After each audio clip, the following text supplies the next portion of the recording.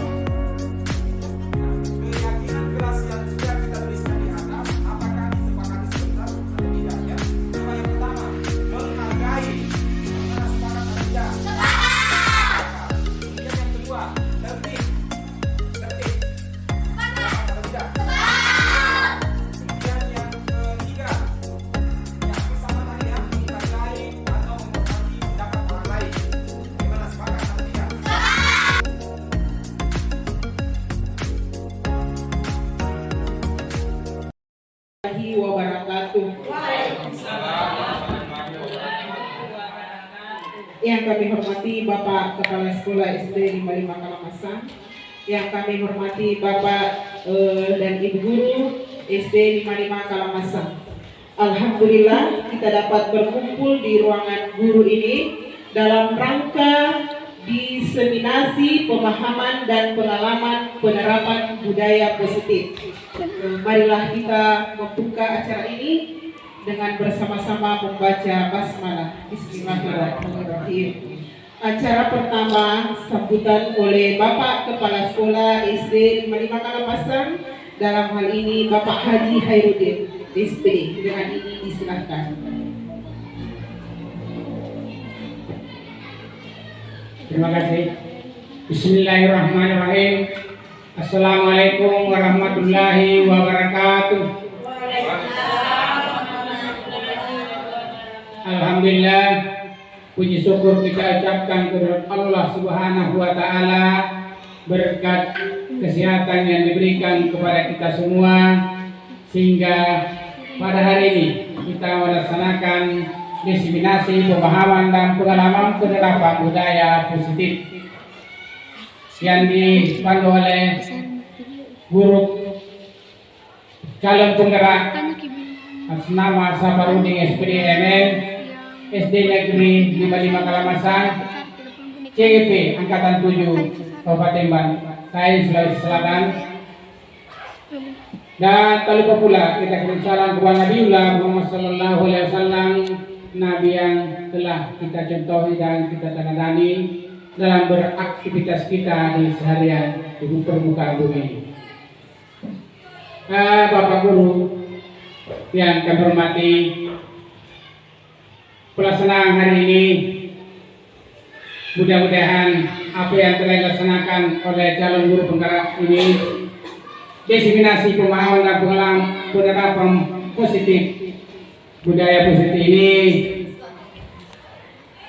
supaya manfaatnya di sekolah kita ini dan dapat membantu para rekan-rekan guru dalam melaksanakan CPG selanjutnya.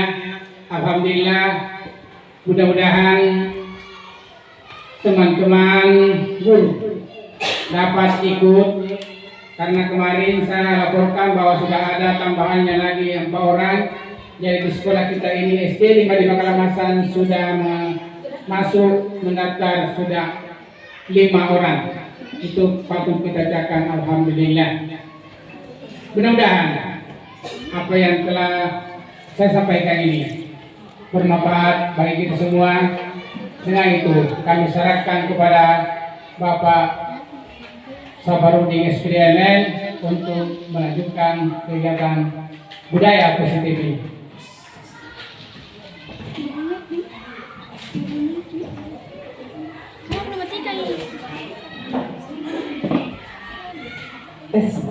Terima kasih sambutan dari Bapak Kepala Sekolah SD 55 Kalamasan. Acara selanjutnya penerapan diseminasi pemahaman dan pengalaman penerapan budaya positif kepada Bapak Saparudin SPD MM selaku guru SD 55 Kalamasang sebagai calon guru penggerak. Untuk ini, dengan ini disilahkan. Ya.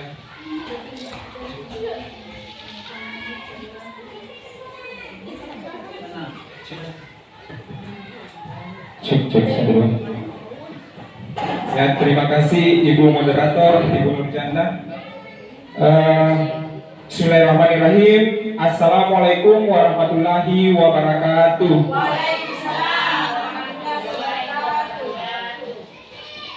Ya, jadi yang saya hormati Bapak Kepala Sekolah SD Negeri 55 Kalamasang, yang saya hormati Bapak dan Ibu guru, rekan-rekan sejawat SD Negeri 55 Kalamasang. Pertama-tama marilah kita memanjatkan puji dan syukur atas kehadirat Allah Subhanahu wa taala karena pada pagi hari ini kita masih diberikan kesehatan dan kesempatan untuk hadir di tempat ini. Sudah meluangkan waktunya untuk hadir di tempat ini dalam rangka mengikuti diseminasi atau seminar kecil mengenai pemahaman dan pengalaman penerapan budaya positif yang saya dapatkan pada program guru penggerak angkatan 7 ini. Ya.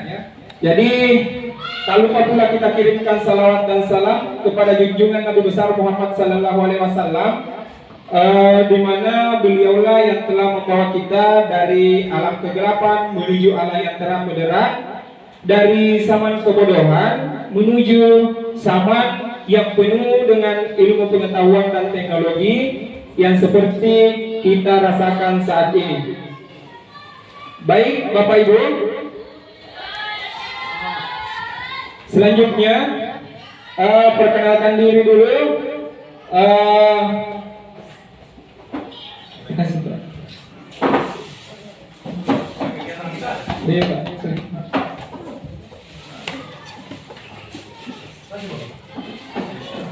Selamat datang kepada Bapak pengawas kita, pengawas gugus SD Impres Ujung Takiti. Ya. Selanjutnya kita lanjutkan kembali. Jadi perkenalkan kami saya dari CGP Angkatan 7 ini akan memaparkan tentang pemahaman modul 1.4. Tapi sebelumnya saya perkenalkan diri dulu. Dilihat di atas, di samping kanan saya itu ada fasilitator saya Ibu Ismi Fajarsi. Jadi Ibu Ismi Fajarsi ini adalah orang yang membersamai saya selama mengikuti program guru penggerak ini. Jadi beliau berasal dari DI Yogyakarta. Kemudian di samping kiri saya di atas adalah pengajar praktik saya, ya. Jadi pengajar praktik saya Bapak Adam SPD FM. Ya, jadi Bapak Adam ini adalah kepala sekolah SD Impres Ganting. Ya, jadi beliau juga yang telah membersamai saya selama kegiatan program guru penggerak berlangsung ini. Dan saya sendiri alhamdulillah Saparudin dari SD Negeri 55 Kalamasang sekolah kita ini alhamdulillah sudah ikut bergabung di program guru penggerak angkatan 7. Jadi harapan saya ke depannya mudah-mudahan rekan-rekan guru terkhusus di sekolah kita ini ada lagi CGP yang lain yang bisa ikut di angkatan berikutnya. Ya, seperti itu. Selanjutnya diperhatikan di atas ada pertanyaan pemantik, ya. Pertanyaan pemantik. Jadi pertanyaan pemantik di sini tinggal Bapak dan Ibu menjawab setuju atau tidak setuju, ya. Jadi yang pertama itu, hukuman dapat mendisiplinkan anak. Kira-kira bagaimana Bapak Ibu? Setuju atau tidak setuju? Hukuman bisa dapat mendisiplinkan anak. Setuju? Setuju? Yang angkat tangan yang mengatakan setuju? Iya. Yang tidak setuju? Tidak ada. Kemudian yang kedua, pemberian hukuman dengan hal positif seperti membaca atau membersihkan halaman sekolah dapat meningkatkan disiplin anak. Setuju? Iya, setuju semua. Kemudian yang ketiga, memberi penghargaan dapat meningkatkan motivasi belajar anak. Setuju. Nah, kita bahas satu persatu. Poin pertama yaitu hukuman dapat mendisiplinkan anak. Bagaimana? Setuju tadi ya? Bisa diberikan pendapatnya, Bu Supi, silahkan. Kenapa Ibu mengatakan bahwa hukuman bisa mendisiplinkan anak? Ya, silahkan Bu.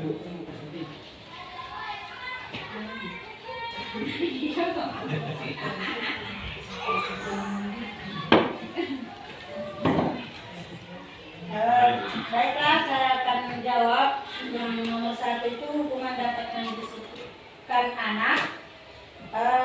Misalnya anak tersebut terlambat hari ini datang, besoknya begitu kita berikan waktu bahwa besok harus jam sekian datang. Itu termasuk mendisiplinkan, memberikan hukuman tapi disiplin. Maksud saya seperti itu. Ya, terima kasih. Bahwa hukuman dapat mendisiplinkan anak. Misalnya tadi ketika terlambat, itu merupakan suatu hukuman yang diberikan. Ya, masih ada Pak Ibu? Silakan.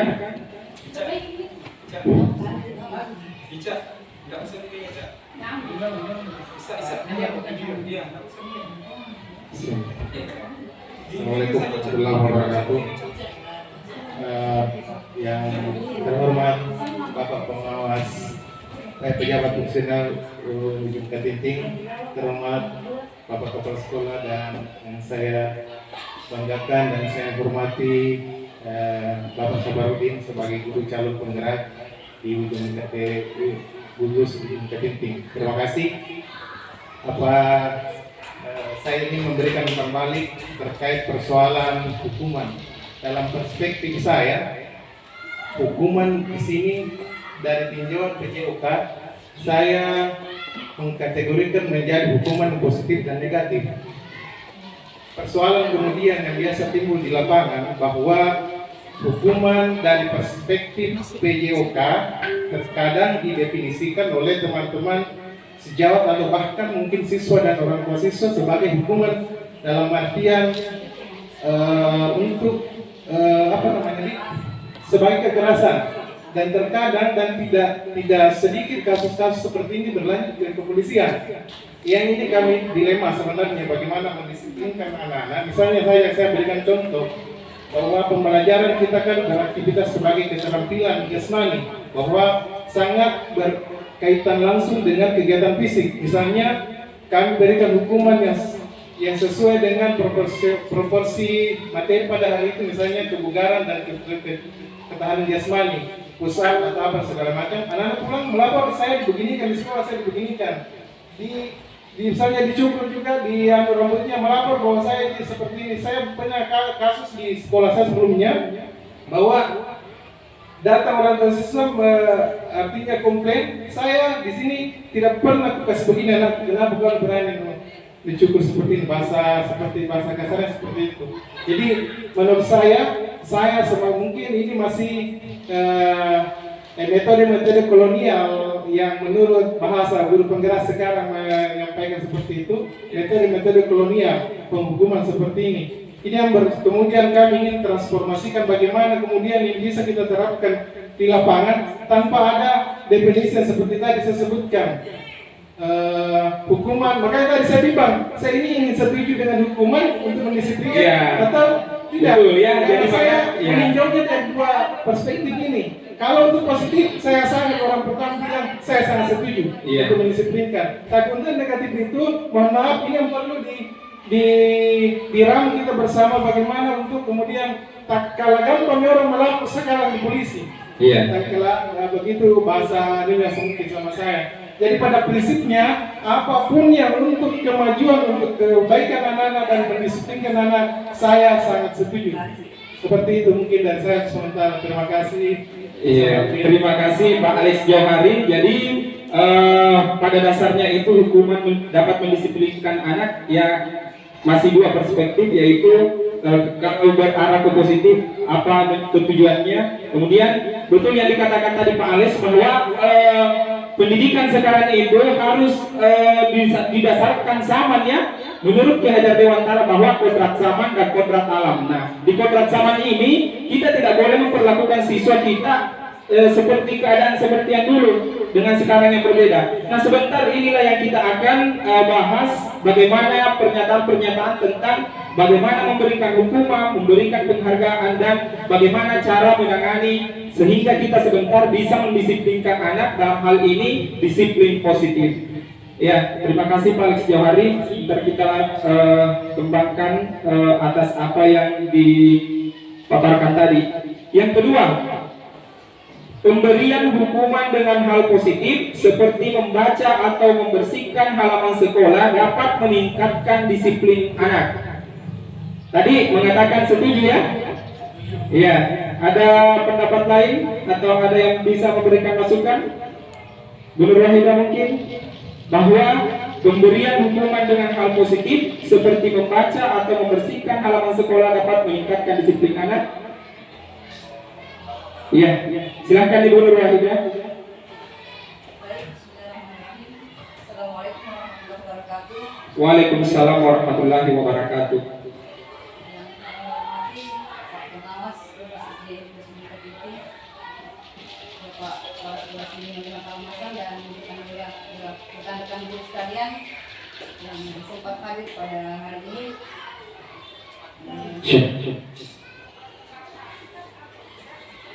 Baik, menurut saya pemberian hukuman dengan hal positif seperti membaca atau membersihkan halaman sekolah dapat meningkatkan disiplin anak. Saya sangat setuju karena ini merupakan pemberian sanksi atau hukuman yang dapat memberikan nilai positif sehingga anak-anak itu dapat membudayakan membaca, apalagi kalau ini selalu kita lakukan setiap hari, kita juga bisa memberikan poster atau kata-kata bijak bahwa tiada hari tanpa membaca. Gunakan waktu sesingkat atau sedetik mungkin digunakan untuk membaca. Kemudian membersihkan halaman sekolah itu juga salah satu bentuk sikap supaya anak-anak kita biasakan untuk senantiasa menjaga kebersihan lingkungannya, dan otomatis ini bisa juga dilaksanakan di rumahnya sebagai bentuk kebiasaan. Terima kasih. Iya, terima kasih Ibu Nur Wahidah. Jadi pemberian hukuman dengan hal positif seperti membaca atau membersihkan halaman sekolah dapat meningkatkan disiplin anak. Ya, jadi menurut pendapat tadi teman kita Ibu Nur Wahidah bahwa dia setuju karena kalau dengan memberikan hukuman seperti membaca di perpustakaan itu juga dapat meningkatkan disiplin anak. Jadi setuju. Pertanyaan yang ketiga, memberi penghargaan dapat meningkatkan motivasi belajar anak. Bagaimana Bapak Ibu? Ya, silahkan Ibu Nurjana.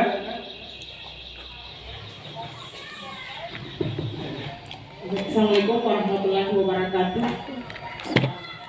Yang kami hormati Bapak Pengawas sekaligus SD Ibu Hamidik, yang kami hormati Bapak Kepala Sekolah SD Negeri Kalamasa, yang kami hormati Bapak Ibu Guru SD Negeri Kalamasa.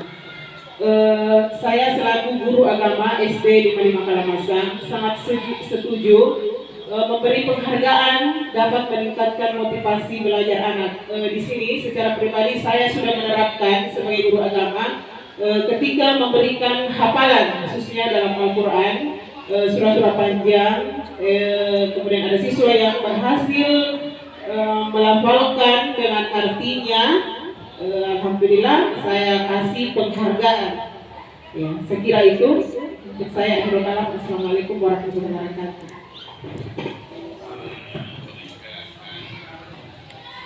Ya, terima kasih Bu Nurjana. Jadi memberi penghargaan dapat meningkatkan motivasi belajar anak. Ya, Bu Nurjana tadi mengatakan setuju. Jadi dia sudah melaksanakan apa yang telah disepakati tadi, bahwa dia sudah memberikan sesuatu kepada peserta didik atau muridnya ketika dia melakukan sesuatu hal yang positif atau misalnya karena berprestasi. Jadi intinya di sini Ibu Nurjana setuju dengan hal pernyataan bahwa penghargaan dapat meningkatkan motivasi belajar anak.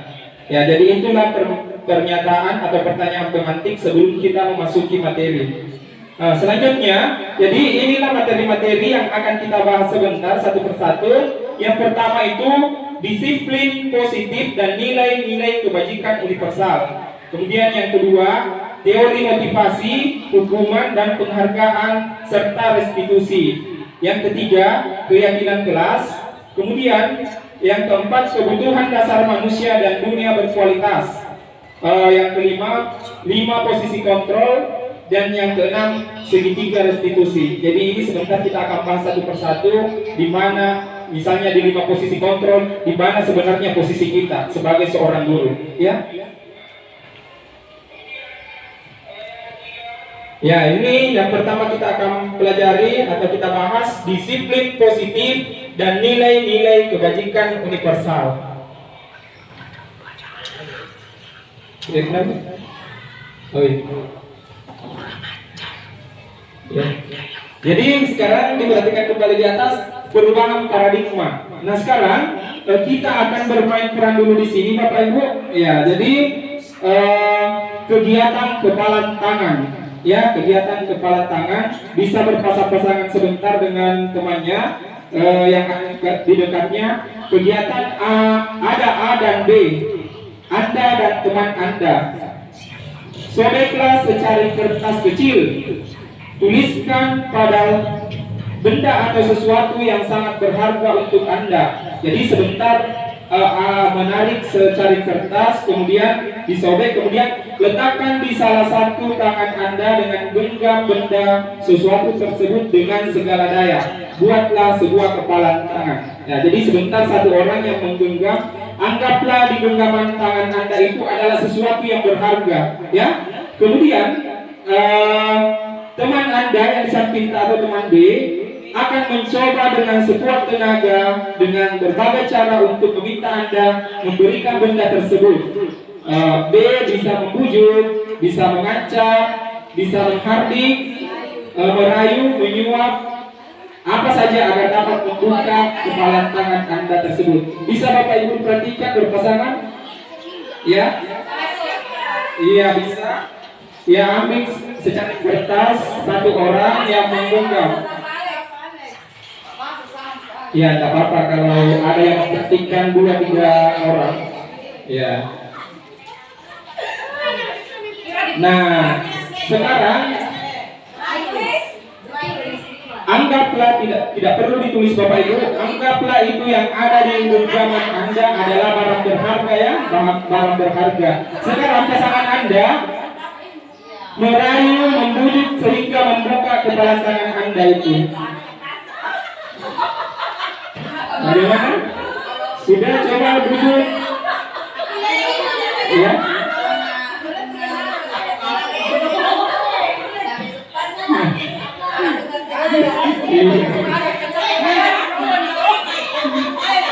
Iya. Iya. Iya, sekuat tenaga. Belum ada yang berhasil. Tidak ada yang berhasil. Bujuk ya, bujuk. Tak apa-apa. Mau disogok kah atau diancam, itulah usaha Anda.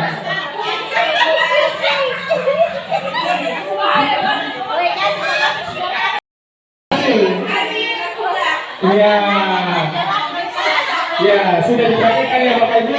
Nah, sekarang dari perubahan paradigma ini,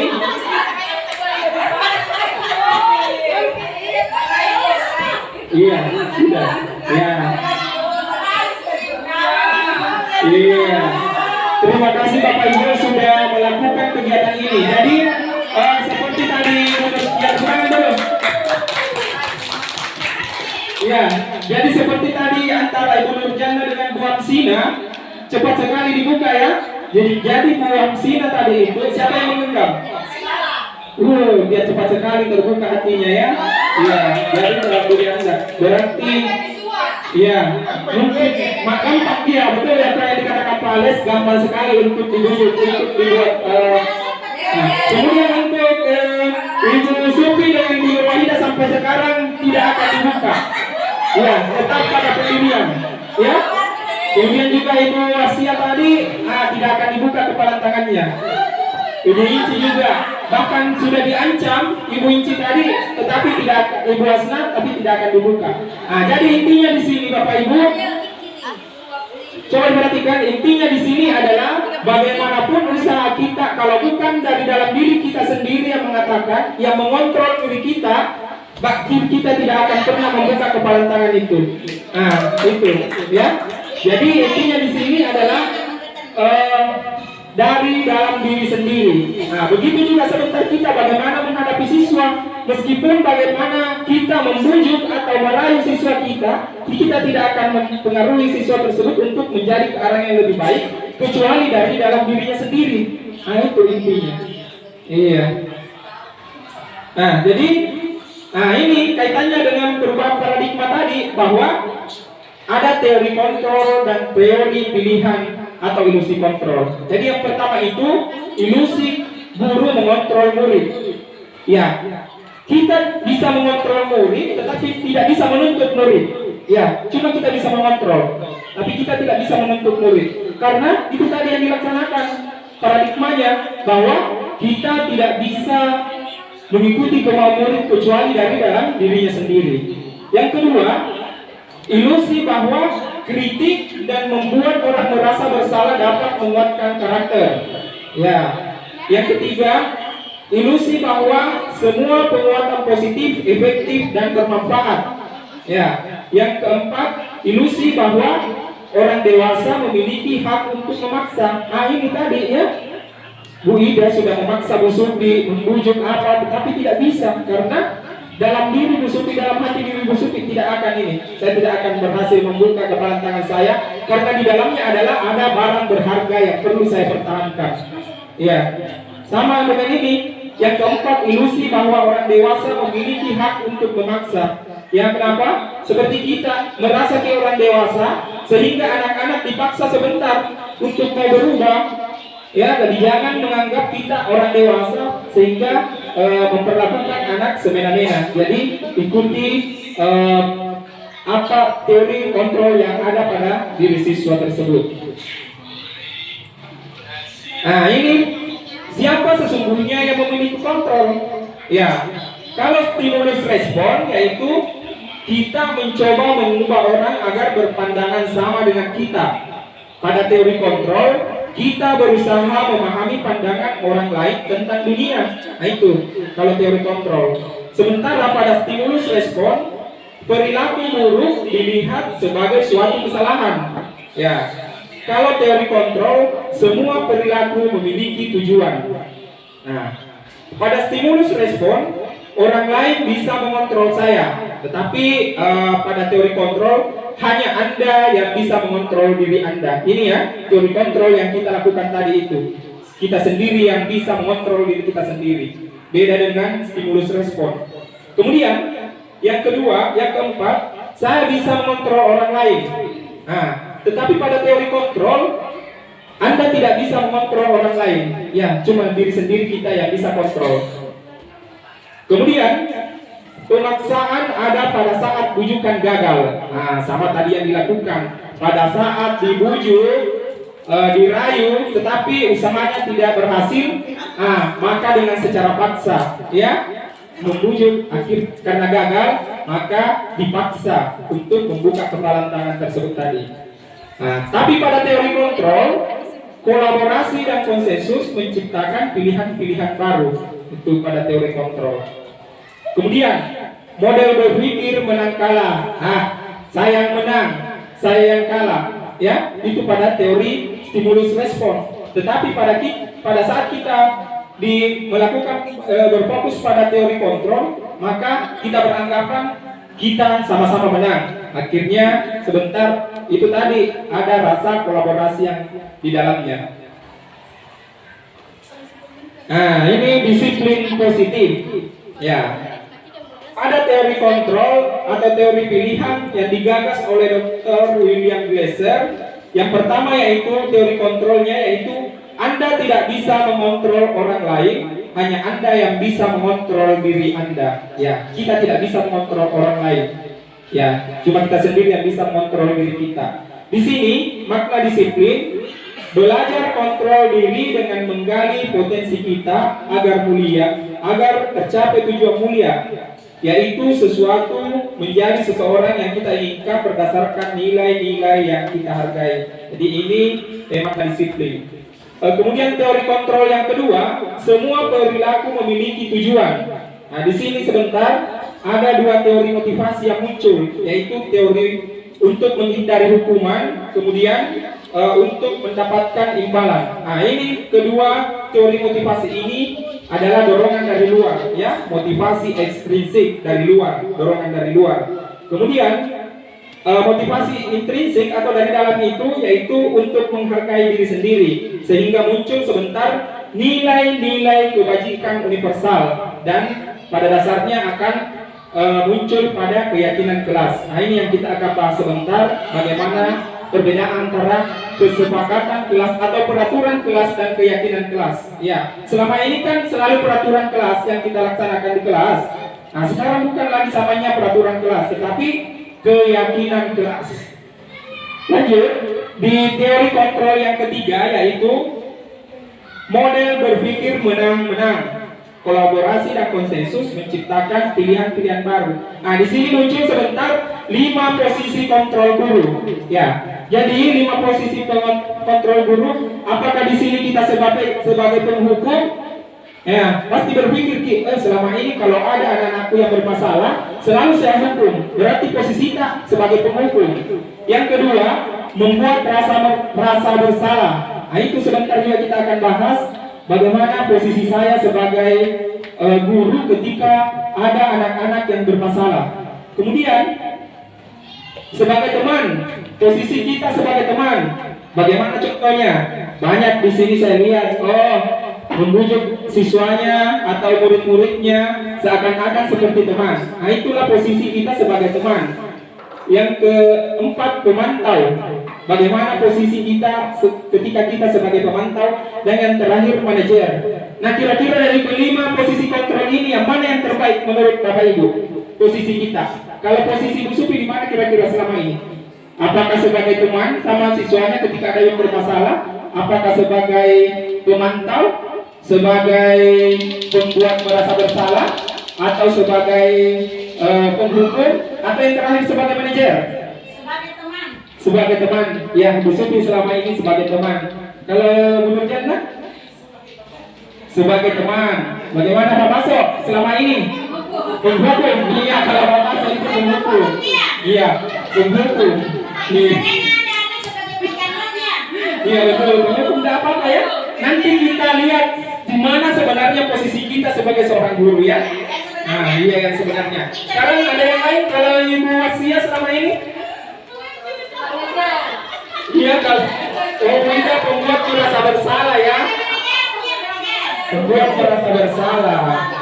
Ada yang sebagai manajer? Ada? Ada. Pak Alex, kalau selama ini posisi kontrolnya di bagian mana Pak Alex? Apakah sebagai penghukum?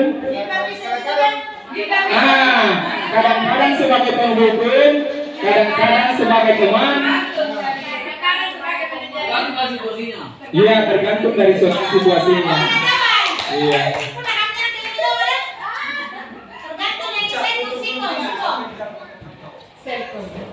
Selanjutnya, ya, jadi baiknya itu posisi kita selama ini kalau kita sebagai penghukum, sebagai teman, sebagai pembuat merasa bersalah dan sebagai pemantau serta sebagai manajer. Yang baiknya itu sebagai manajer. Kenapa? Kita lihat sebentar. Kenapa sebenarnya seorang itu sebagai manajer? Nah, ketika kita akan menyelesaikan suatu masalah kepada siswa, posisi kita itu sebagai manajer. Nah, sehingga kita melaksanakan atau melakukan segitiga restitusi. Nah, dalam penanganan masalah siswa yang berkasus, jangan seenaknya saja disalahkan, ya. Kita lakukan segitiga restitusi. Nah, segitiga restitusi ini tahapannya. Nah, ini mana? Ini menstabilkan identitas, kemudian validasi kebutuhan dan menanyakan keyakinan. Tetapi harus dalam posisi si manajer. Nah, sebentar kita tayangkan contoh bagaimana sih posisi kita sebagai seorang penghukum. Nah, itu dari pertanyaan-pertanyaan kita saat menanyakan atau bertanya kepada siswa yang bermasalah. Sebentar kita lihat. Yang berikutnya, realitas kebutuhan kita berbeda. Nah, kita berusaha memahami pandangan orang lain tentang dunia. Setiap orang memiliki gambaran berbeda. Nah, ini 5 kebutuhan dasar manusia. Nah, bertahan hidup, penguasaan, kasih sayang dan rasa diterima, kesenangan, kebebasan. Jadi ini kebutuhan dasar manusia kita. Kalau bertahan hidup itu fokus pada fisik, ya, fisik. Tetapi ketika penguasaan, kasih sayang dan rasa diterima, kesenangan dan kebebasan itu psikis, ya. Ya, makna disiplin. Ya, jadi makna disiplin itu artinya belajar. Makna asal dari kata ini berkonotasi dengan disiplin diri dari murid-murid Sokrates dan Plato. Ya, disiplin diri membuat orang menggali potensinya menuju sebuah tujuan, apa yang dia hargai. Namun, dalam budaya kita, makna kata disiplin telah berubah menjadi sesuatu yang dilakukan seseorang pada orang lain untuk mendapatkan kepatuhan. Nah, kecenderungan umum adalah menghubungkan kata disiplin dengan ketidaknyamanan. Nah, bukan dengan apa yang kita hargai atau pencapaian suatu tujuan mulia. Itu makna disiplin. Nah, selanjutnya nilai-nilai kebajikan universal. Nah, jadi nilai-nilai kebajikan universal di sini artinya sifat-sifat manusia yang merupakan tujuan mulia yang ingin dicapai setiap individu. Nah, nilai-nilai tersebut bersifat universal dan lintas bahasa, satu bangsa, agama maupun latar belakang. Nah, nilai-nilai kebajikan di sini yang dicapai oleh setiap anak Indonesia itu dikenal dengan profil pelajar Pancasila. Sudah tidak asing lagi, ya, kalau profil pelajar Pancasila selama kita terapkan kurikulum 2013. Ada berapa dimensinya profil pelajar Pancasila, Bapak Ibu? Ada berapa? Ada berapa dimensi profil pelajar Pancasila? Berapa, Bunda? Iya, ada berapa? Ada 5. Ada 5? Itu di atas ada berapa? Iya, jadi profil pelajar Pancasila itu memiliki 6 dimensi. Iya, iya. Yang pertama yaitu beriman dan bertakwa kepada Tuhan Yang Maha Esa dan berakhlak mulia. Nah, ada kan lagunya kemarin? Iya, ada 6. Ya, jadi selama ini nih 6 dimensi yang kita terapkan pada siswa. Iya. Jadi kalau beriman dan bertakwa kepada Tuhan Yang Maha Esa dan berakhlak mulia itu berkaitan dengan akhlak siswa. Ya, yang kedua mandiri. Ya, mandiri tadi usahakan siswanya jangan selalu mau dituntun terus. Ya, usahakan dia mandiri dalam belajarnya. Kemudian bernalar kritis. Nah, ini berpikir, ya, berpikir. Kemudian berkebinekaan global. Nah, ini saling menghargai. Kemudian bergotong royong. Nah, ini berkolaborasi, ya. Selalu kita berikan tugas-tugas secara kelompok. Nah, itu masuk dimensi bergotong royong. Dan yang terakhir kreatif. Apa contoh yang kreatif? Iya, bagus, membuat keterampilan. Jadi usahakan siswa juga jangan fokus di pengetahuan saja, tetapi keterampilannya juga perlu diperhatikan. Nah, kita masuk di materi kedua, teori motivasi, hukuman, dan penghargaan serta restitusi. Nah, ini teori motivasi perilaku manusia. Yang pertama, untuk menghindari ketidaknyamanan atau hukuman. Apa yang akan terjadi apabila saya tidak melakukannya? Berarti itu ada dorongan dari dalam atau dari luar? Dari luar, karena motivasi eksternal. Yang kedua, untuk mendapatkan imbalan dari orang lain atau institusi, apa yang akan saya dapatkan apabila saya melakukannya? Nah, ini juga motivasi dari luar. Dan yang ketiga, untuk menghargai diri sendiri, saya akan menjadi orang yang seperti apa bila saya melakukannya. Nah, ini motivasi internal, betul, dari dalam, motivasi dari dalam. Nah, inilah sebentar tujuan kita, bagaimana caranya memotivasi diri kita dan anak-anak kita nanti di lapangan atau di kelas sehingga tercipta disiplin positif. Ya, itu tujuannya. Nah, ini siapa ini Bapak Ibu? Iya, bagus. Ki Hajar Dewantara. Jadi ini adalah sosok yang digadang-gadang ya, sosok tokoh pendidikan di Indonesia, yaitu Ki Hajar Dewantara. Ya, ini Ki Hajar Dewantara Bu Subi. Ya. Jadi inilah sosok tokoh pendidikan yang ada di Indonesia, Ki Hajar Dewantara. Jadi menurut Ki Hajar Dewantara itu, merdeka itu artinya tidak hanya terlepas dari perintah, akan tetapi juga cakap buat memerintah diri sendiri. Ya, artinya tidak hanya terlepas perintah, tetapi juga cakap buat memerintah diri sendiri. Itulah arti yang sebenarnya merdeka. Ya, jadi artinya di sini anak-anak itu bisa mengartikan bahwa dirinya merdeka ketika dia memiliki rasa kebebasan. Ya, tidak tertekan. Ya, di sini juga merdeka bisa diartikan bahwa ketika kita sudah bahagia, selamat dan bahagia. Ya, itu arti kata merdeka. Makanya ketika kita kemarin mengikuti kegiatan pada platform Merdeka Belajar di Guru Belajar ID ya, di akun Belajar ID-nya, kadang memutar video ya, sama memutar video kemarin. Ya, di belakang-belakang itu ketika ada pemateri atau yang menjelaskan tentang suatu materi yang berkaitan dengan pendidikan, dikatakan salam dan bahagia. Karena sebenarnya intinya itu kemerdekaan adalah ketika kita selamat dan bahagia. Nah, itulah yang merdeka yang sebenarnya. Nah, dihukum oleh penghargaan. Nah, ini tadi pertanyaan pemantik yang ketiga, ya. Ketika kita dikasih penghargaan. Nah, pengaruh jangka pendek dan jangka panjang. Kemudian penghargaan sebenarnya menghukum. Ya, penghargaan mengurangi ketepatan. Penghargaan tidak efektif. Ya, tidak efektif kenapa? Karena ketika ingin lagi dikasih penghargaan, minta lagi. Ya, kalau dikasih penghargaan sudah terbiasa. Jadi sebenarnya penghargaan juga itu tidak efektif. Ya, kemudian penghargaan merusak hubungan. Kenapa merusak hubungan? Coba, ya. Ketika ada siswa yang berhasil, kita kasih penghargaan atau kita kasih hadiah, ya. Sementara teman yang lain, jangan nih. Saya sudah berusaha karena tidak berhasil pun tidak dikasih penghargaan. Akhirnya ada perselisihan antara temannya. Jadi ini artinya penghargaan bisa merusak hubungan. Penghargaan menurunkan kualitas.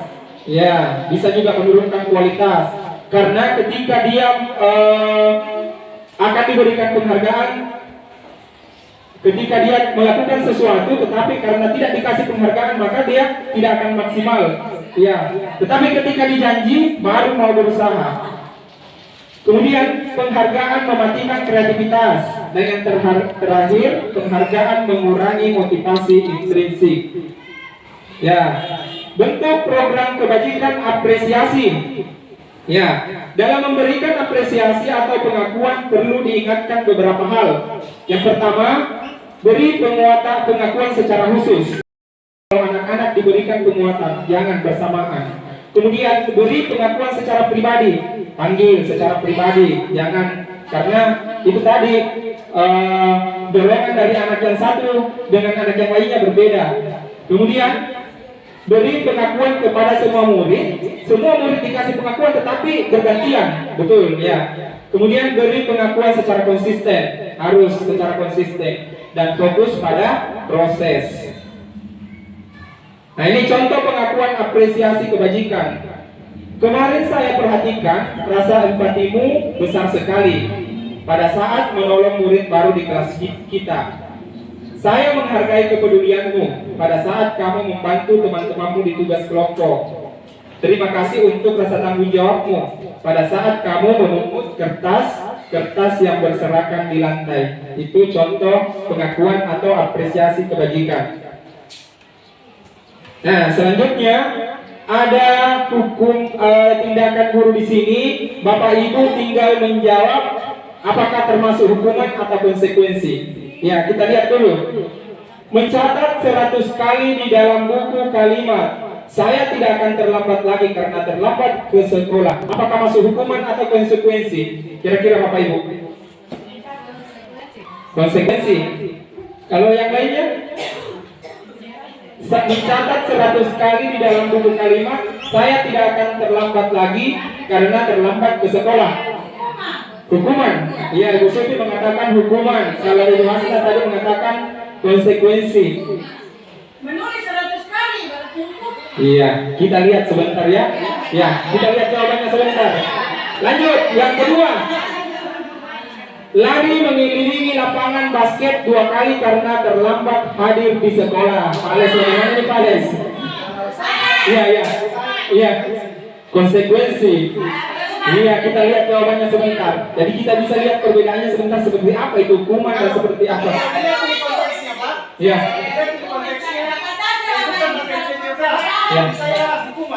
Iya, betul. Ya, sebentar kita lihat. Iya.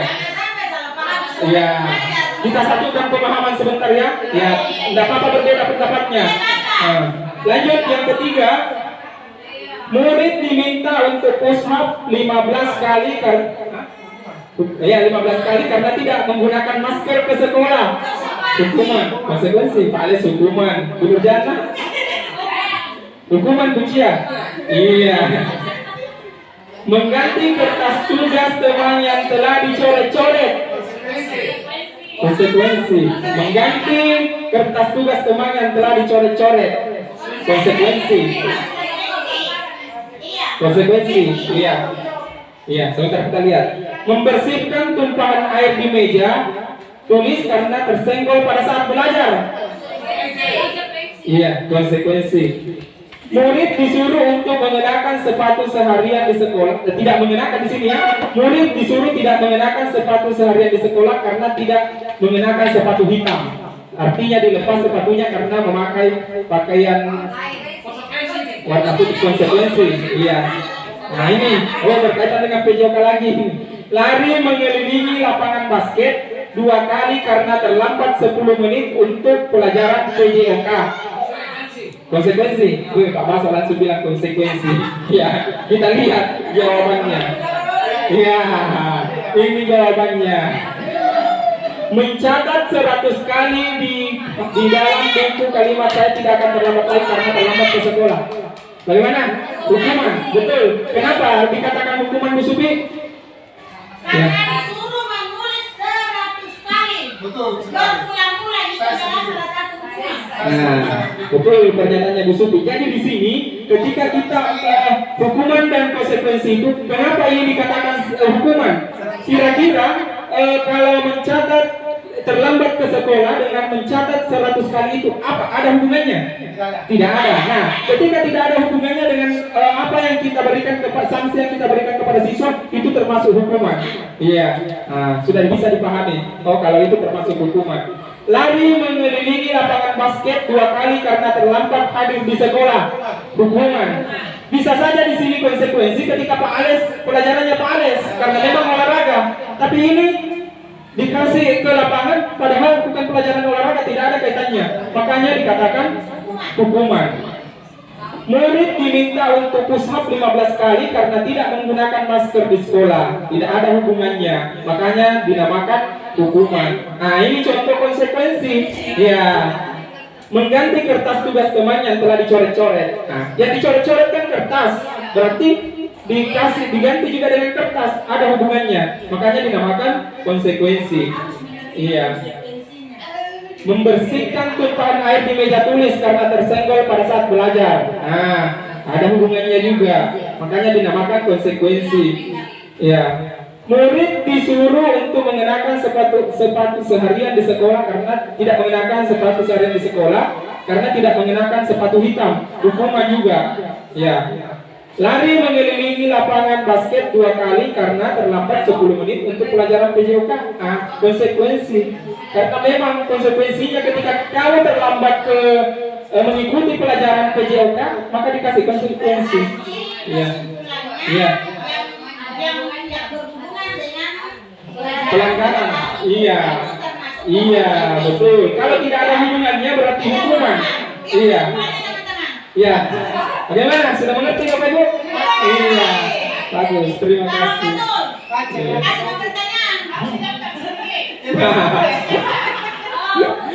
Bisa Bu Suti. Nah, ini perbedaan hukuman dan penghargaan. Kita lihat. Kalau hukuman sesuatu yang menyakitkan harus terjadi.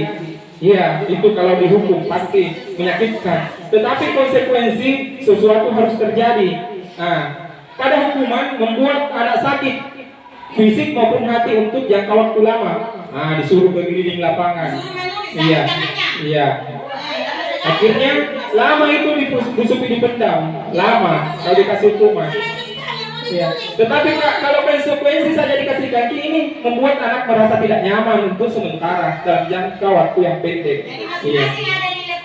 Iya. Betul. Anak membenci kedisiplinan. Ya, anak membenci kedisiplinan. Kemudian konsekuensi anak menghargai disiplin. Ya.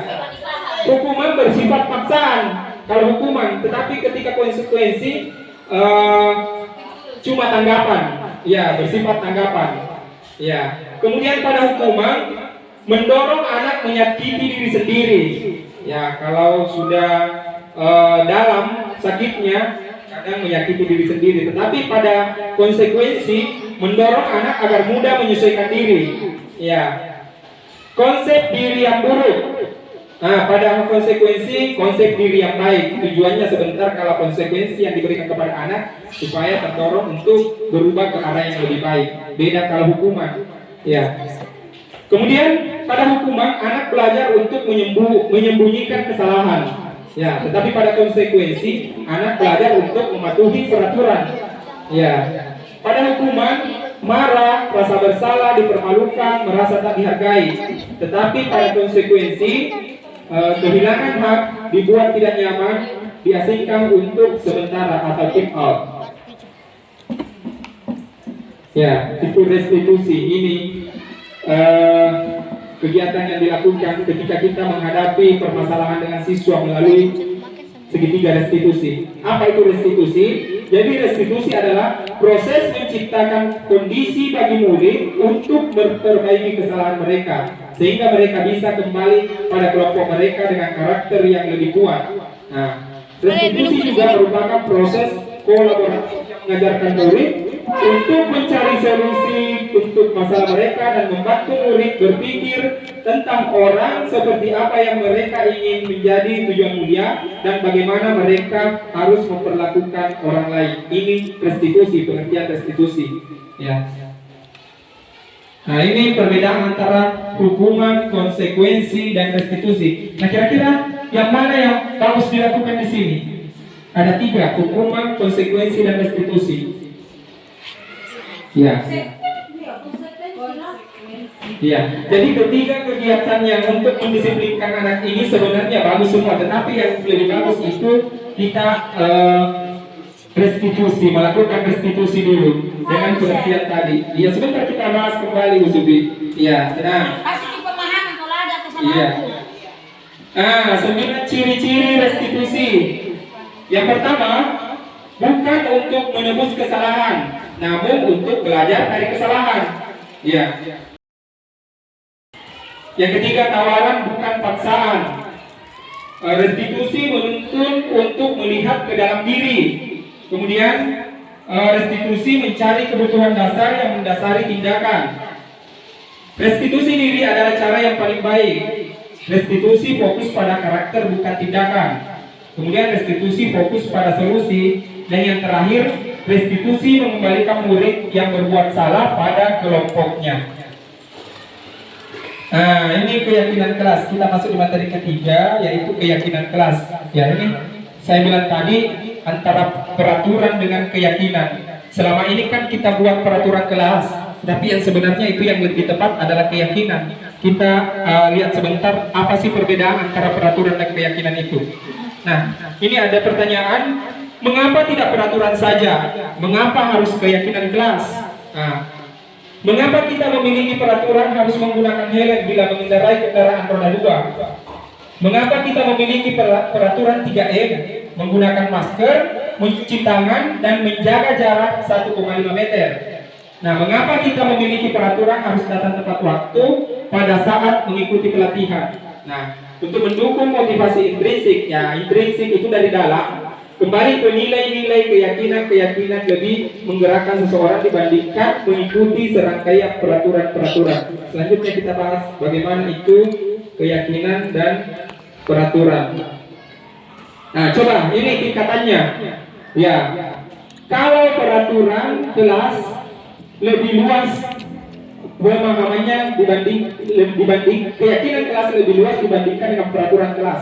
Karena sebentar keyakinan kelas akan menciptakan lingkungan positif sehingga tercipta budaya positif. Jadi selama ini kita selalu buat peraturan kelas, tapi yang lebih bagusnya itu adalah keyakinan kelas. Sebentar kita lihat. Nah, coba diperhatikan yang mana yang merupakan keyakinan kelas. Mengapa? Ini ada yang warna hijau, ini yang warna putih. Coba kita lihat Bapak Ibu kalimatnya di dalam. Yang mana yang termasuk keyakinan kelas dan yang mana yang termasuk peraturan kelas di atas. Ya.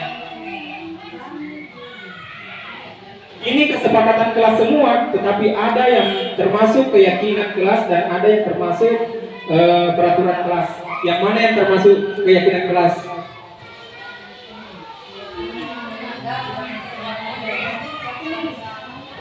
Ya, apakah yang warna hijau ataukah yang warna putih ini yang termasuk keyakinan kelas?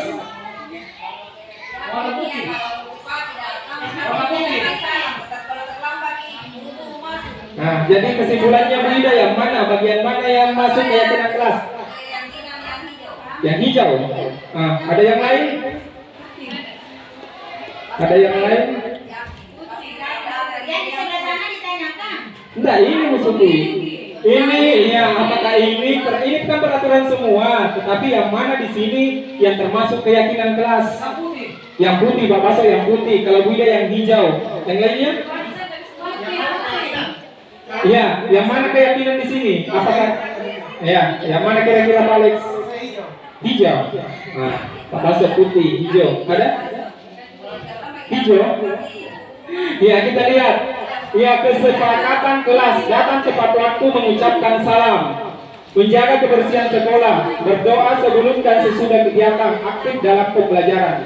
Itu kesepakatan kelas yang pertama. Kemudian kesepakatan kelas yang kedua, kami guru dan murid yang saling menyayangi, kami murid yang semangat belajar, kami murid yang peduli dengan teman-teman. Jadi yang masuk di sini keyakinan kelas yang warna putih. Ya, betul. Nah, ya, kenapa? Coba Bapak Ibu perhatikan, di sini ada saling menyayangi, kemudian di sini ada semangat. Nah, ini sebentar nilai-nilai kebajikan yang ada di dalamnya. Nah, ketika kami guru dan murid saling menyayangi, berarti saling menghormati. Nah, jadi luas cakupannya. Kalau peraturan kelas satu-satu, ya, tidak tahu ya apa tujuannya. Kalau di sini lebih luas, ya, lebih luas. Misalnya semangat. Nah, kami murid yang semangat belajar. Nah, itu karena ada nilai-nilai kebajikan yang ada di dalamnya. Itu keyakinan kelas. Jadi kita yakini semua bahwa kita harus saling menyayangi, kita harus semangat. Itu keyakinan antara guru dan siswa. Makanya sebentar Bapak Ibu bisa kita praktekkan kepada peserta didiknya untuk membuat keyakinan kelas. Seperti saya kemarin sudah membuat keyakinan kelas. Jadi ada kesepakatan itu antara siswa dan guru. Ya. Iya, secara luas. Iya. Dan umum. Sebentar kita lihat lagi yang mana contoh-contoh keyakinan kelas. Iya. Nah, kegiatan pendalaman keyakinan kelas bisa dilihat pada tabel T dan Y. Ya, ini. Kemudian format. Nah, di sini tampak seperti datang tepat waktu, tidak tampak seperti sering hadir terlambat, menyapa teman dan guru setiap hari, tak acuh kepada teman dan guru, mengembalikan barang teman yang telah dipinjam dan mengucapkan terima kasih. Kemudian tidak mengembalikan barang yang telah dipinjam dan meletakkan sembarangan, tidak tampak seperti itu. Nah ini kita belajar lagi, bermain lagi. Kira-kira apa keyakinan kelas yang perlu dibuatkan di sini? Selalu kembalikan buku ke tempatnya. Nilai-nilai kebajikan apa yang muncul kira-kira di situ? Selalu, kalau di peraturan itu selalu kembalikan buku ke tempatnya. Sifat. Iya, kira-kira apa nilai-nilai kebajikan apa yang muncul di sini? Iya, bertanggung jawab. Jadi pada saat kita membuat keyakinan kelas tidak dibuat lagi, kembalikan buku di tempatnya, tetapi kita tinggal menulis bertanggung jawab karena di dalamnya sudah masuk semua. Iya, ketika anak-anak melanggar, sudah ada kesepakatan yang kita sepakati kemarin, yaitu bertanggung jawab. Iya, dilarang mengganggu orang lain. Saling menghargai. Iya, bagus. Kita lihat sebentar. Hadir di sekolah 15 menit sebelum pelajaran dimulai. Disiplin. Iya, bagus. Nah, iya. Dilarang melakukan kekerasan. Apa kira-kira? Keamanan. Iya, betul. Nah, tinggal keamanan nanti ditulis di keyakinan kelas. Kemudian dilarang menggunakan narkoba. Apa kira-kira? Hidup sehat. Oh, atau hidup sehat. Iya, itu. Kemudian bergantian atau menunggu giliran. Apa kira-kira? Antri. Berarti disiplin. Iya. Kemudian gunakan masker. Kesehatan juga. Nah, jangan berlari di kelas atau koridor. Aturan, ya aturan keselamatan. Iya, bagus. Kita lihat. Nah, ini jawabannya. Ternyata pada peraturan itu selalu kembalikan buku ke tempatnya, tetapi pada keyakinan kelas tidak tanggung jawab. Iya. Dilarang mengganggu orang lain. Berarti menghormati orang lain. Hadir di sekolah 15 menit sebelum pelajaran dimulai. Menghormati orang lain atau berkomitmen. Dilarang melakukan kekerasan. Nah itu cocok tadi yang dibilang Pak Masuk, keselamatan. Ada juga kaitannya dengan menghormati orang lain. Dilarang menggunakan narkoba. Kesehatan. Ya. Bergantian atau menunggu giliran. Menghormati orang lain, bersabar. Ya, bersabar ya, Pak Satri. Ya. Kemudian gunakan masker. Kesehatan dan keselamatan. Jangan berlari di kelas atau koridor. Ya, keselamatan dan keamanan. Nah, itulah keyakinan-keyakinan kelas yang perlu kita sepakati nanti pada siswata. Ya, bukan peraturan kelas lagi, tetapi keyakinan kelas. Kebutuhan dasar manusia dan dunia berkualitas. Nah, inilah kebutuhan dasar manusia yang sebenarnya. Yang pertama itu kasih, sayang, dan rasa diterima. Kemudian yang kedua penguasaan, kebebasan dan kesenangan, serta bertahan hidup. Ini yang sudah saya jelaskan tadi. Kalau bertahan hidup itu berkaitan dengan fisik. 5 posisi kontrol guru. Nah ini tadi ya. Ada sebagai penghukum, pembuat orang merasa bersalah, teman, pemantau, dan manajer. Ya, jadi posisi kita sekarang di mana, Bu Supi yang terbaik? Sebagai apa? Manajer. Selalu menyelesaikan masalah. Iya, betul sekali. Iya. Jadi perbedaannya itu dari segi pertanyaan yang diberikan kepada atau yang bermasalah. Misalnya di sini pada penghukum, di sini kalimatnya biarkan saja, nanti juga marah-marah lagi. Ya, itu kalimat yang diucapkan oleh siswa. Kemudian kalau kamu tidak melakukannya, awas ya, rasakan. Nah, itu penghukum namanya kalau kalimat seperti itu. Biasa kita begitu sama siswa tak? Oh, karena itu penghukum. Ya, kemudian kamu seharusnya kamu sudah tahu, ibu lelah sekali mengatakannya. Ibu stres. Nah, itu membuat merasa bersalah. Seakan-akan disalahkan kasihan gurunya. Jangan selalu bikin kasihan. Stres kak kalau selalu bikin masalah. Nah, berarti membuat merasa bersalah. Ya, teman, ayolah lakukan demi ibu. Ya, masa kamu tidak mau? Ingat tidak, ibu pernah bantu. Tuh, jangan ini sering. Yang merasa posisi kontrol sebagai teman. Nah, pemantau, apa peraturannya? Itu kalau pemantau berkaitan dengan peraturan ditanyakan. Dan manajer, apa yang kita yakini, apa yang bisa kau kerjakan untuk memperbaiki masalah ini. Nah, untuk lebih jelasnya kita lihat dulu video yang mana yang termasuk posisi kontrol sebagai manajer, sebagai apalagi pemantau, dan sebagai teman. Iya, kita lihat ya. Kalian, biar kapok. Cepat. Tentang penerapan disiplin positif restitusi, salah satu program yang dikembangkan adalah 5 posisi kontrol. 5 posisi kontrol dalam restitusi adalah proses perjalanan seorang pendidik agar dapat mengenali dirinya. Pada video kali ini, kita akan membahas tentang 5 posisi kontrol yang dikembangkan oleh Diane Gosser dan contoh penerapannya. Merdeka mengajar, dan yang kita kemarin kerjakannya. 5 posisi kontrol itu adalah 1. Posisi penghukum, 2. Posisi pembuat merasa bersalah, 3. Posisi teman, 4. Posisi pemantau atau monitor, dan 5. Posisi manajer. Untuk lebih memahami kelima posisi tersebut, mari kita saksikan kasus Naren yang terlambat hadir 20 menit di sekolah dan melihat bagaimana kelima posisi kontrol dalam menghadapi masalah tersebut. Ya, ini posisi penghukum. Kita lihat. Iya. Iya.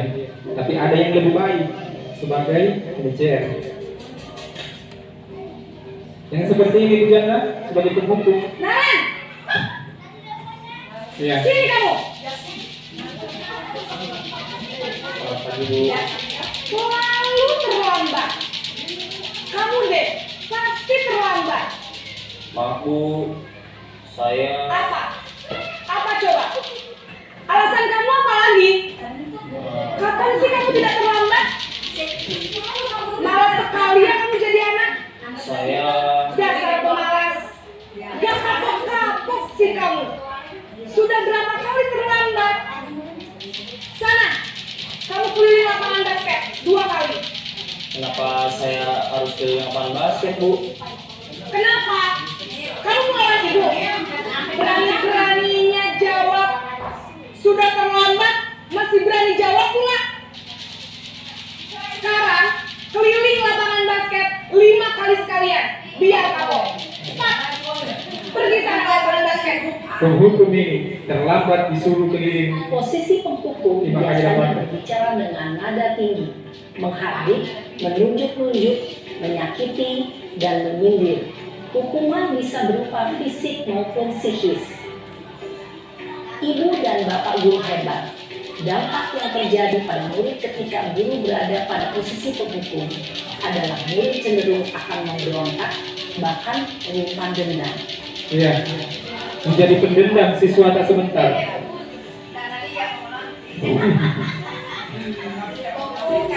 Yang kedua ini pembuat merasa bersalah. Ya.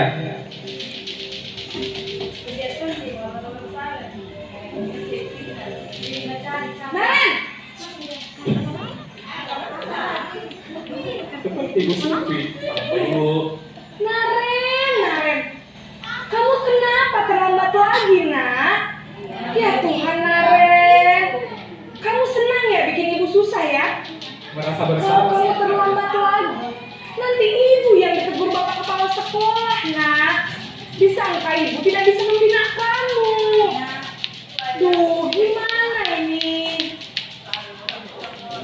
Maaf Bu. Duh, Gusti Naren. Kamu suka ya kalau ibu ditegur bapak kepala sekolah? Terus, sekarang ibu harus bisa ini kan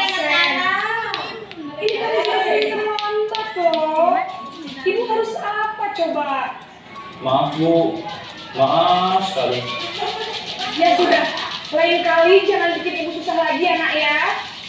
Ibu tidak akan kuat lagi kalau kamu begini terus. Bisa jantungan kalau ibu tegur bapak. Ya, jadi siswa merasa bersalah kalau seperti ini. Ya, Bu. Maaf sekali. Sampai minta maaf berapa kali. Posisi pembuat rasa bersalah berbicara dengan nada tenang, cenderung lembut. Namun kata-kata yang diutarakan Menyalahkan murid. memandang buruk dirinya sendiri, merasa tidak berharga, dan tidak sanggup membahagiakan orang lain.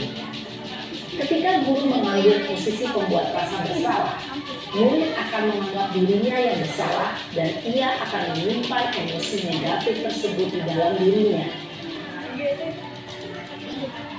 Nah, ini posisi teman. Ya. Iya, dia lagi. Iya, makan dulu sambil melihat video. Ya. Naren!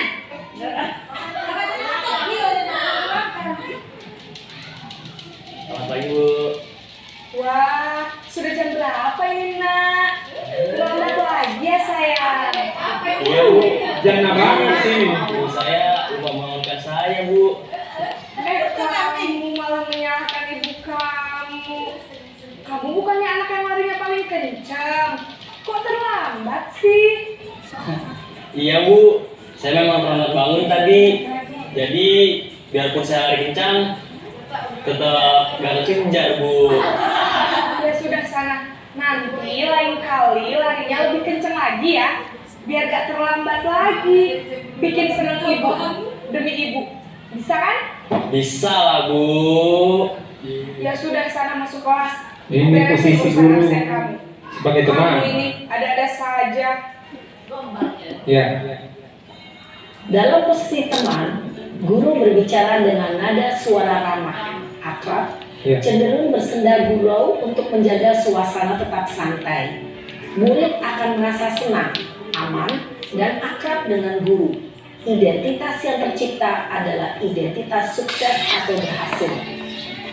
Namun, perlu diingat, karena ini masih dorongan eksternal, maka ada faktor ketergantungan dari murid kepada orang tertentu.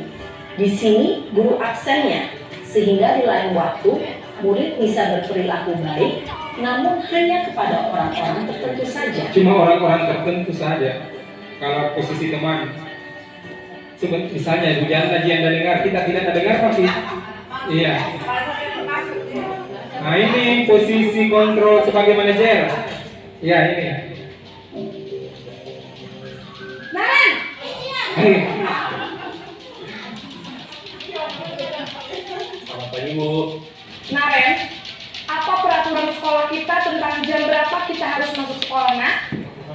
Kita harus di sekolah jam 7 Bu. Iya betul, sekarang sudah jam 7.20. Naren sudah Ya, tahu pemantau ini. konsekuensinya jika terlambat hadir. Paham Bu. Saya harus tinggal kelas pas jam istirahat selama 20 menit. Iya benar, konsekuensinya demikian. Jadi nanti jam 9.30 pas istirahat, kamu harus tinggal di kelas, kerjakan tugas tambahan untuk ketertinggalan kamu, ya? Baik Bu. Posisi pemantau mengandalkan penghitungan atau data untuk mengontrol murid. Guru mengarahkan murid berdasarkan peraturan dan konsekuensi. Seorang pemantau menunjukkan bahasa tubuh dan ekspresi wajah yang datar dan cenderung formal.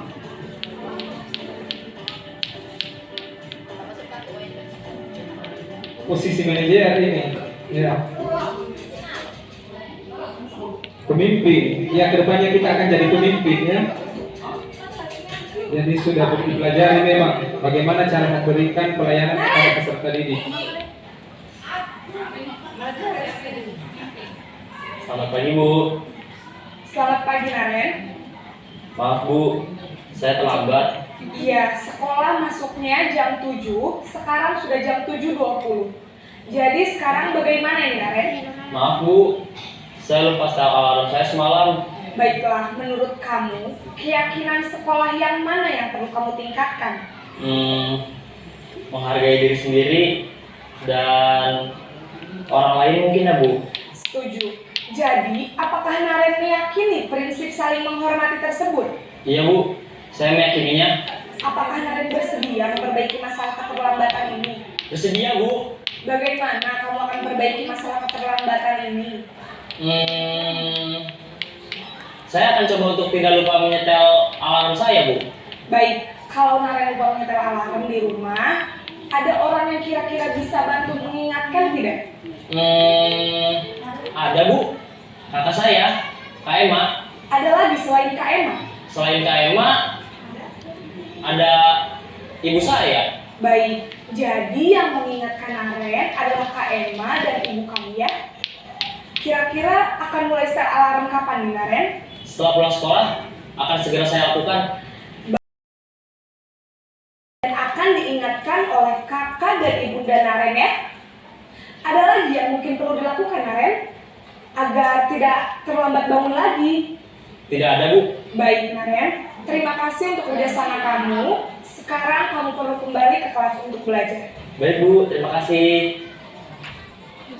Posisi manajer adalah posisi kontrol yang disarankan untuk memilih Ini posisi kontrol yang sikap disarankan. disiplin yang positif, yaitu murid yang mandiri, bertanggung jawab, dan dapat memecahkan masalah. Tujuan dari posisi ini adalah agar murid dapat berefleksi atas tindakannya. Guru akan dengan tulus memberikan pertanyaan-pertanyaan bermakna, sehingga membuat murid dapat belajar dari kesalahannya dan mencari sebuah solusi untuk menyelesaikannya. Ibu dan Bapak guru hebat, setelah mengamati adegan kelima posisi kontrol tadi, kira-kira posisi mana yang paling ideal? Posisi mana yang dapat menunjang motivasi intrinsik murid? Ya, tentu posisi manajer. Posisi ini memang posisi ideal yang ingin dituju setiap pendidik. Pada posisi inilah, guru dapat menerapkan disiplin positif yang berpihak pada murid, yang memerdekakan murid. Perjalanan seorang pendidik tentunya tidak mudah untuk sampai. Ya, jadi itulah tadi video tentang 5 posisi kontrol guru yang beserta contohnya. Dan jadi sudah dipahami bahwa kelima posisi kontrol itu perlu dilakukan, tetapi yang paling tepat adalah posisi manajer. Iya.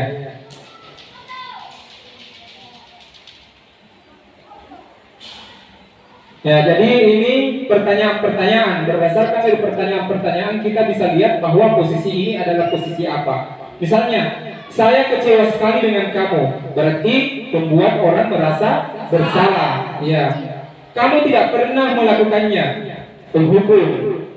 Ayolah, lakukan demi ibu bapak. Nah, teman mengajak ya. Kemudian, apakah kamu mau mendapatkan stiker bintang hari ini?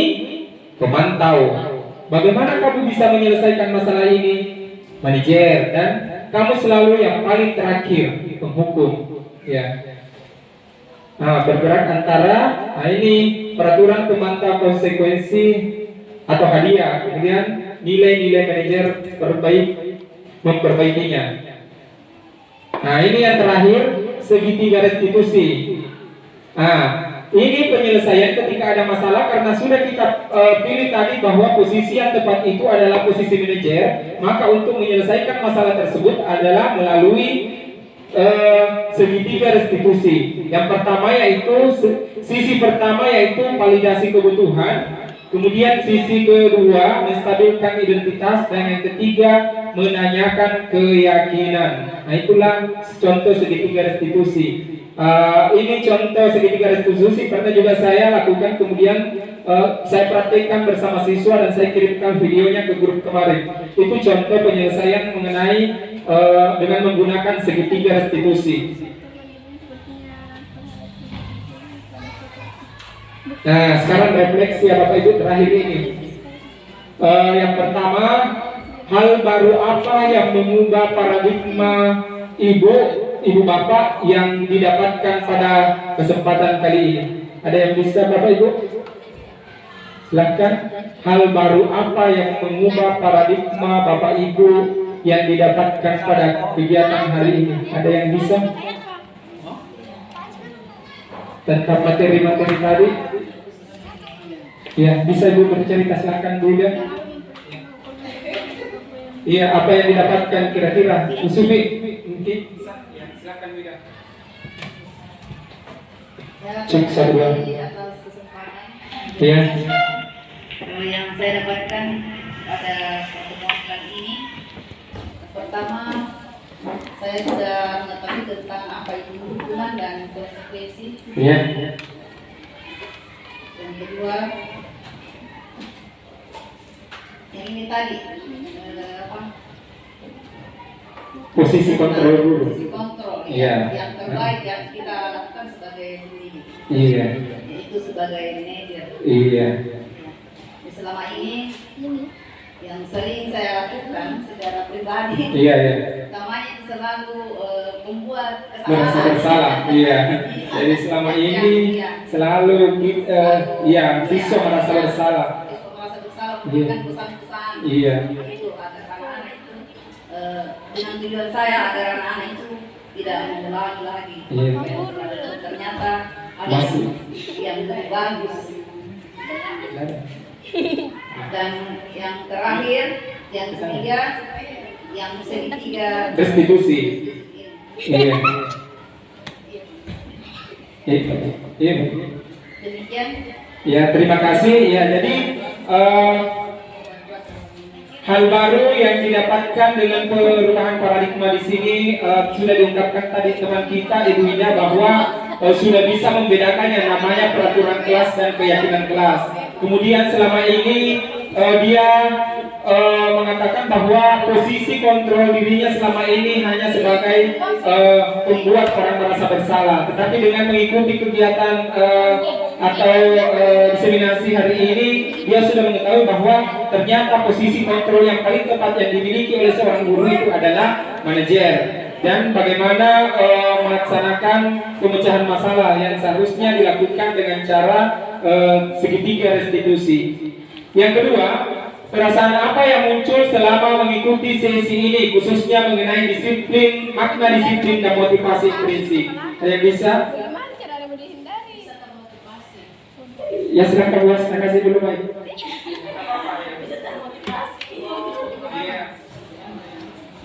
Assalamualaikum warahmatullahi wabarakatuh. Waalaikumsalam. Perasaan saya selama mengikuti rapat pertemuan kali ini, itu apa yang pernah saya ajarkan pada anak masih rendah dan bisa lebih baik lagi ke depannya.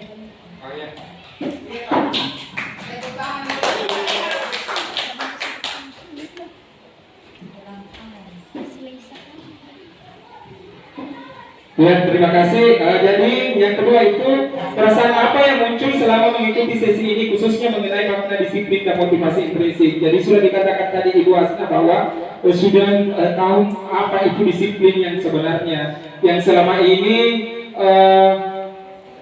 perilaku yang dilakukan oleh siswa kemudian diberikan hukuman, ternyata itu bukan mendisiplinkan anak ya, tetapi dengan mengikuti kegiatan ini sudah bisa membedakan, oh ternyata seperti ini cara mendidik siswa yang sebenarnya. Nomor 3, peran Amon seperti apakah yang saya telah lakukan selama mengikuti modul ini. Nah, ini peran saya, itu yang 5 posisi kontrol tadi.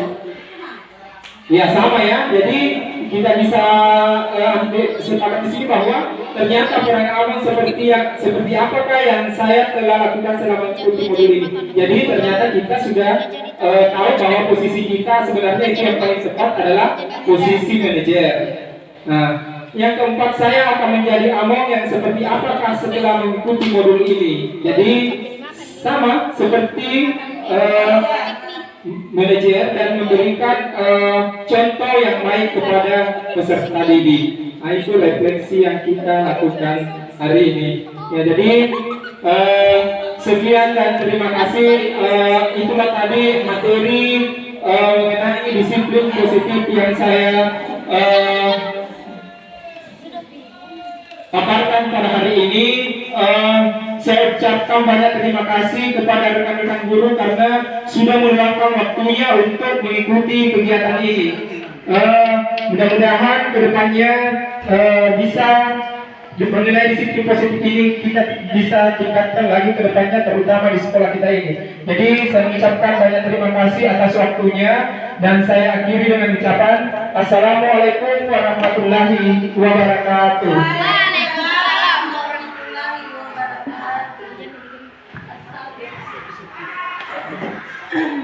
Saya sebagai moderator, syukur alhamdulillah mengikuti kegiatan ini. Saya pribadi selama ini sangat keliru bagaimana kita menggunakan antara hukuman dan konsekuensi. Sekarang sudah terjawab, alhamdulillah. Untuk sekolah. Iya. Jadi dengan berakhirnya kegiatan hari ini, maka marilah kita menutup acara ini dengan membaca hamdalah. Alhamdulillahirobbilalamin. Assalamualaikum warahmatullahi wabarakatuh. Waalaikumsalam warahmatullahi wabarakatuh. Ya,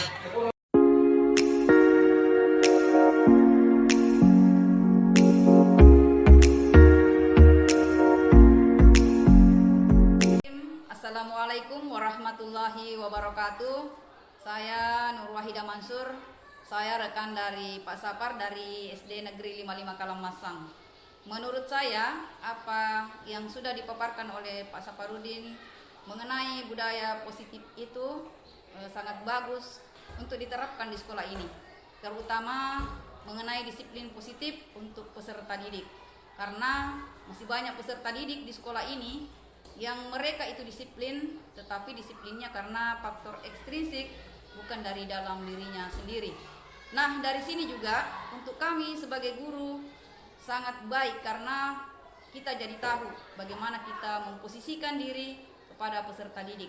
Apakah kita sebagai pemberi hukuman, membuat rasa bersalah, atau sebagai pemantau, atau sebagai teman, dan juga kita sebagai manajer. Kemudian, bagaimana cara kita menanamkan perilaku disiplin intrinsik di dalam peserta didik dan juga di dalam diri kita sendiri. Dan semoga dari adanya diseminasi ini bisa kita terapkan bersama-sama di lingkungan sekolah kita untuk membentuk peserta didik yang berkarakter sesuai dengan harapan kita bersama. Saya kira hanya itu yang bisa saya sampaikan. Apabila ada yang salah kata, mohon maaf. Dan akhirul kalam, wassalamualaikum warahmatullahi wabarakatuh.